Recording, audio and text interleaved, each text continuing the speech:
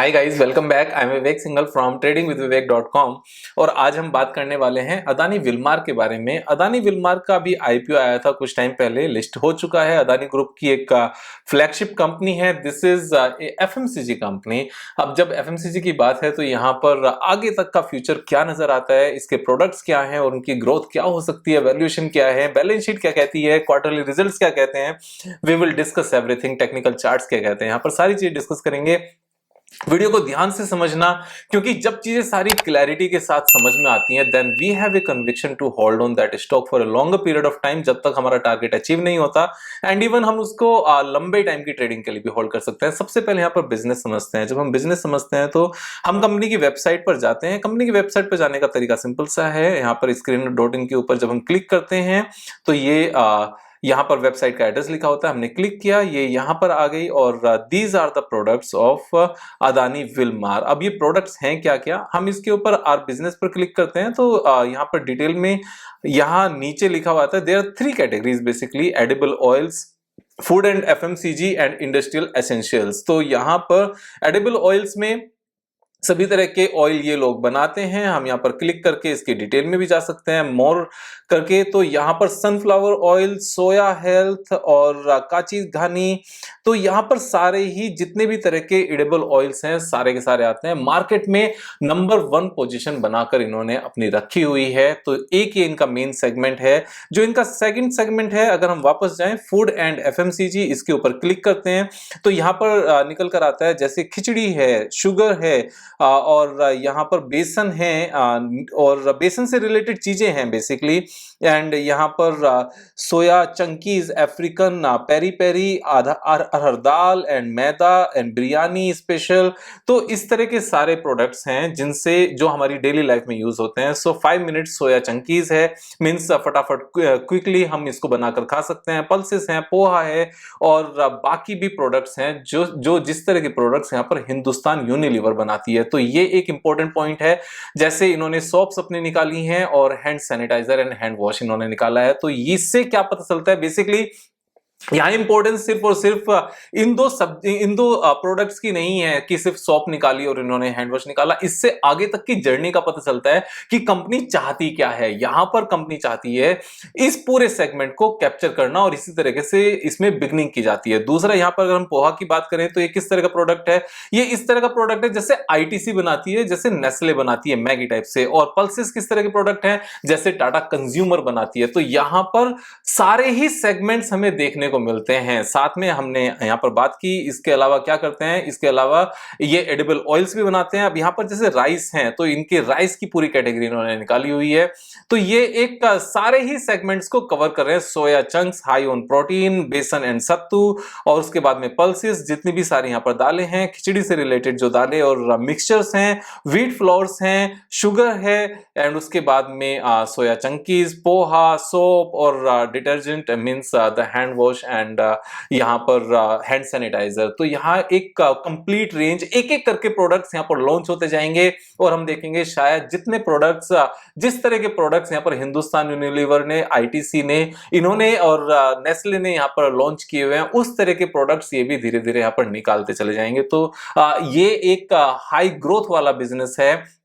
एक बार अच्छे ब्रांड्स यहां पर बन जाएं उसके बाद में जो ग्रोथ होती है वो इमेंस ग्रोथ है, उसमें कोई दो राय नहीं है। सेकंड, इसके बाद एक और जो इनका फाइनली जो बिजनेस है इंडस्ट्रियल एसेंशियल्स का, यहां से भी इनको अच्छी रेवेन्यू आती है एंड इसका इन्होंने आगे नीचे जिक्र किया है। जैसे ऑलिव केमिकल्स हैं, कैस्टर केमिकल्स हैं, फिर ये अलग अलग केमिकल्स हैं। लेकिन ये सारे केमिकल्स कौन से हैं, ये एसेंशियल्स केमिकल नहीं है, बेसिकली एसेंशियल्स हैं। जो एक्सट्रैक्ट्स होते हैं वो सारे हैं जो खाने में यूज होते हैं। तो इनका पूरा बिजनेस वही है जो खाने पीने का है, चाहे वो ऑयल है, चाहे वो इनका एफएमसीजी में दालें, राइस और बेसन, फ्लोर, जितनी भी चीजें हैं। साथ में इन्होंने हैंड वॉश मींस कॉस्मेटिक्स की तरफ भी ये निकल गए हैं, हैंड वॉश की तरफ भी निकल गए, सैनिटाइजर की तरफ निकल गए हैं, बाकी ये भी। So it's a high growth business, इसमें कोई दो राय नहीं है। इंडिया जैसे जैसे ग्रो करता रहेगा यहां पर हाई ग्रोथ आती रहेगी। और इस बिजनेस के ओनर कौन है, अदानी। हमारा हम देख चुके हैं कि इनका एक अच्छा खासा ट्रैक रिकॉर्ड है बिजनेस को ग्रो कर पाने का हाई ग्रोथ के साथ। अब एक बार इसके फाइनेंशियल्स पर निगाह डालते हैं। ऐसा तो नहीं है बिजनेस तो अच्छा है लेकिन फाइनेंशियल्स अच्छे नहीं हो। तो यहां पर जब फाइनेंशियल्स की बात करते हैं तो ROCE इज 23.1%। 23.1% का ROCE होना अपने आप में अच्छी बात है। उससे पहले एक बार यहां पर देख लेते हैं कि जो इनका रेवेन्यू ब्रेकअप है वो क्या है, किस बिजनेस से कितना आता है। तो जो एडिबल ऑयल है वो 65% रेवेन्यू का, टोटल का 65% रेवेन्यू एडिबल ऑयल से आता है। उसके बाद में FMCG एंड पैकेज फूड्स जो हमने डिस्कस किए उनसे 11% आता है एंड इंडस्ट्रियल एसेंशियल से 25% आता है। तो इंडस्ट्रियल एसेंशियल इनका एक मेन बिजनेस है। इसमें जो सबसे छोटा बिजनेस है अभी वो पैकेजिंग फूड का है एंड आई डू सी कि ये यहां पर लगातार बढ़ता हुआ नजर आता है, क्योंकि यहां जैसे जैसे न्यू प्रोडक्ट्स लॉन्च होते जाएंगे इमीडिएटली यहां से ग्रोथ बनती चली जाएगी और ये हाई मार्जिन वाले होते हैं, क्योंकि यहां पर एक बार ब्रांड बन जाए तो मार्जिन अपने आप से अच्छा आता है। और इन सब चीजों के साथ में return on capital employed is good, very good. Promoters के पास 87.9% है जो इनको कम करके 75% तक लाना पड़ेगा over a period of time listed होने के बाद में, क्योंकि जो गाइडलाइंस हैं लिस्ट होने के विद इन 3 इयर्स कंपनी को 75% के अंदर अंदर प्रोमोटर्स की होल्डिंग रखनी होती है। अगर उससे ज्यादा है तो मार्केट में सेल करनी पड़ती है, तो इनको भी सेल करनी पड़ेगी, वो आने वाले टाइम में सेल करेंगे। डेट इक्विटी रेशियो इज 0.58, बहुत मैनेजेबल है, अच्छे से मैनेजेबल है। अब बात करते हैं इनके ग्रोथ की। तो अगर हम क्वार्टरली रिजल्ट्स की बात करें तो दिसंबर लास्ट ईयर 2020 में, नॉट लास्ट, हाँ एग्जैक्टली लास्ट ईयर 2020 में 10,000 करोड़ की इनकी रेवेन्यू थी जो इंक्रीज होकर 14,000 हो गई है। 40% का रेवेन्यू का ग्रोथ है। मींस कोई भी कंपनी आज की डेट में जो बाकी लिस्टेड है, चाहे वो ITC हो, चाहे नेस्ले हो, चाहे आपका हिंदुस्तान यूनिलीवर हो, चाहे डाबर हो, 40% का रेवेन्यू ग्रोथ कोई कंपनी नहीं दिखा पा रही है। तो यहां पर 40% का रेवेन्यू ग्रोथ का मीनिंग है कि अगर अच्छे से काम कर लिया जाए तो नेट प्रॉफिट 40% से बहुत ज्यादा बढ़ेगा। उसका रीजन क्या है? क्योंकि सारे ही खर्चे रेवेन्यू के सेम रेशो में नहीं बढ़ते, क्योंकि कुछ एक्सपेंसेस ऐसे होते हैं जो फिक्स्ड होते हैं, यानी कि रेवेन्यू जितनी मर्जी बढ़ जाए वो नहीं बढ़ेंगे, तो उसका बेनिफिट मिलता है। रेवेन्यू जितनी बढ़ती है नेट प्रॉफिट उससे ज्यादा बढ़ता है। तो यहां पर रेवेन्यू 40% इंक्रीज हुई। अगर हम नेट प्रॉफिट की बात करने लगे तो 127 करोड़ से इंक्रीज होकर 211 करोड़ हो गया है। जब ये 211 करोड़ हो गया है तो 211 डिवाइडेड बाय 127, तो इससे पता चलेगा रेवेन्यू हमारा 40% बढ़ा लेकिन नेट प्रॉफिट 66% बढ़ा है। 66% नेट प्रॉफिट बढ़ाकर अपने रिजल्ट्स पोस्ट करने वाली बहुत ज्यादा कंपनीज मार्केट में है नहीं। और जिन कंपनीज ने पास्ट में इस तरह का काम किया है, like Bajaj finance, like Eicher Motors, उन कंपनीज के लाइक पेज इंडस्ट्रीज, जो जर्नी रही है 7-8 इयर्स की वो मैनीफोल्ड रही है। इस चीज को समझने की जरूरत है। वहां पर दो इंपॉर्टेंट पॉइंट थे, एक तो 50% से ज्यादा का रेवेन्यू नहीं नेट प्रॉफिट ग्रोथ होना, और 30% से ज्यादा का सेल्स ग्रोथ होना, रेवेन्यू ग्रोथ होना, क्योंकि जब रेवेन्यू ग्रोथ 30% प्लस का होगा तभी नेट प्रॉफिट 40-50% का आ पाएगा।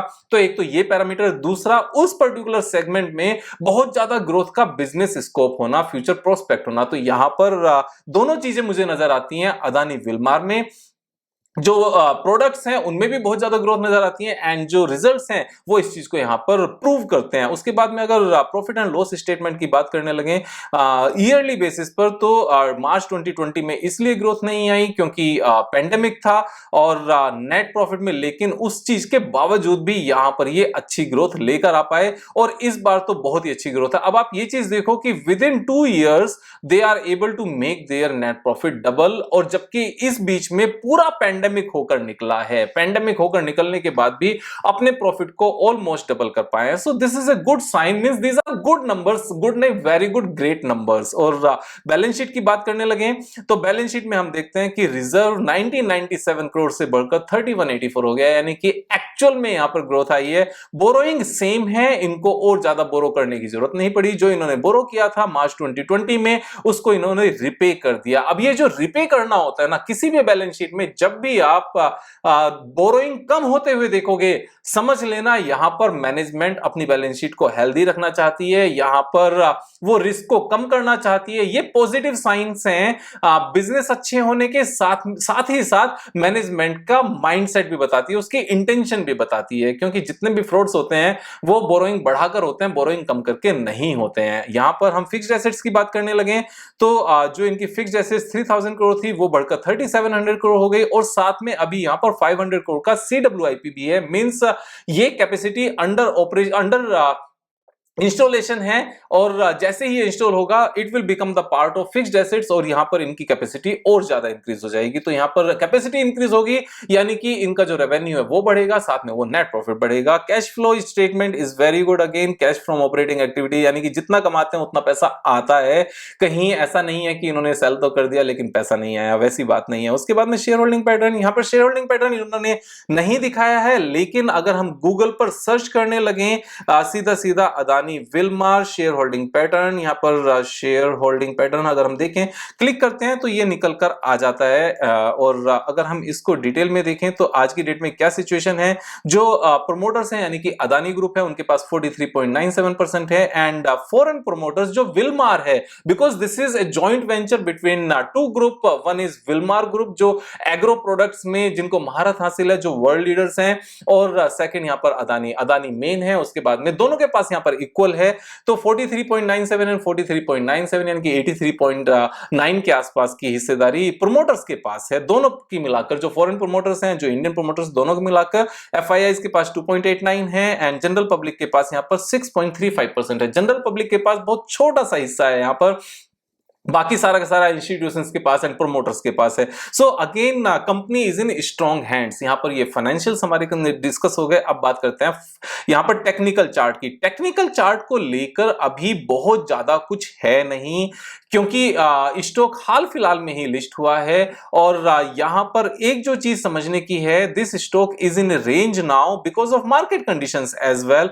और यहां पर किस रेंज में है, 305 से लेकर 419 तक, इस रेंज में मेरे हिसाब से मुझे रीजंस नजर नहीं आते, अगर निफ्टी बहुत ज्यादा नीचे नहीं जाती है, कि ये जो सपोर्ट है 305 की जो इसने बनाई थी 22 फेब को, कि ये नीचे की तरफ टूटे, मुझे कोई रीजन नजर नहीं आते। यहां से कोशिश, मेरे हिसाब से रीजंस यही होंगे कि यहां से वापस से मुड़कर ऊपर जाएगी जैसे ही मार्केट यहां से ठीक होगी। आज 5% गिरा है, क्योंकि वोलेटिलिटी का टाइम है इस स्टॉक के लिए। जो भी न्यू लिस्टेड स्टॉक होता है उसमें जनरली वोलेटिलिटी ज्यादा होती है, जब बढ़ता है तो भी ज्यादा बढ़ता है, जब कम होता है तब भी ज्यादा कम होता है। तो इसमें कोई बहुत ज्यादा ऐसी चौंकने वाली, मींस ऐसी सरप्राइज वाली कोई बात नहीं है कि 5% क्यों गिर गया। अगर 5% गिरा है तो यहां पर 23 फेब को ये 10% बढ़ा भी था। और अगर हम लास्ट 10-15 डेज की बात करने लगे तो तब से ये ऑलमोस्ट एक रेंज में ही है, जबकि निफ्टी एक रेंज में नहीं है। मींस इस माहौल में जब ओवरऑल सब कुछ बेकार है, this stock is holding their prices. तो यहां पर मुझे कुछ गलत नजर नहीं आता। बेसिकली टेक्निकल्स में डिस्कस करने के लिए बहुत ज्यादा कुछ है नहीं। Business is great, fundamental is great, and future prospect यहां पर सुपर्ब है। आने वाले टाइम में कितने गुना नजर आता है, अगर हम इसकी मार्केट कैपिटलाइजेशन देखने लगे एक बार, then this market capitalisation is 46,000 crore. इसी के कंपैरिजन में अगर हम बाकी कंपनीज के साइज देखने लगे जो इस सेगमेंट में बड़ी हैं, जैसे हिंदुस्तान यूनिलीवर, तो उसका मार्केट साइज 4,74,000 करोड़ है।